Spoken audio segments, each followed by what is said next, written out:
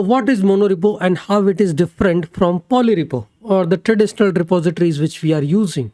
So we have already talked about what is Monorepo, right?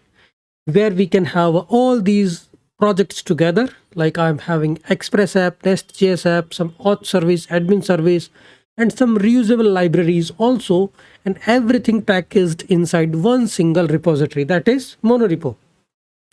But what is the difference with the traditional approach? Code organization, we have a single repository. Dependency management, it is shared. Collaboration, easy to share. I mean, it's like a one single repository. 10 teams can work on their own workspace, on their own projects or own packages. CI/CD workflows, we can have a shared pipeline, but in the Polyrepo, there is a separate workflow for each and every project. Versioning strategies, it can be a single versioning strategy. Advantages and disadvantages now.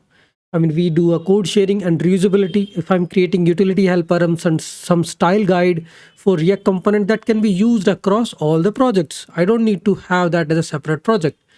Easy for refactoring and unified build and CI/CD process.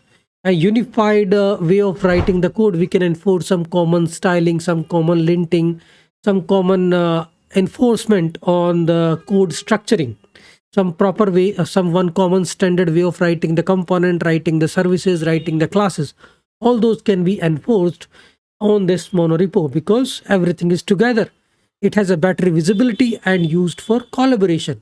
What are the disadvantages? Obviously, it increases the complexity when lots of people working on the same project. But if there is a very huge teams, then sometimes it can slow down your development. Permission management can be tricky for reviewing the MR and PR. Potential for unnecessary coupling between projects. That is how you define the project domains and all, but this can happen. And tooling challenges also because you are enforced to use some standard common set of tools, but some team wants to explore something beyond the standard tools, then that's a limitation. So these are the disadvantages.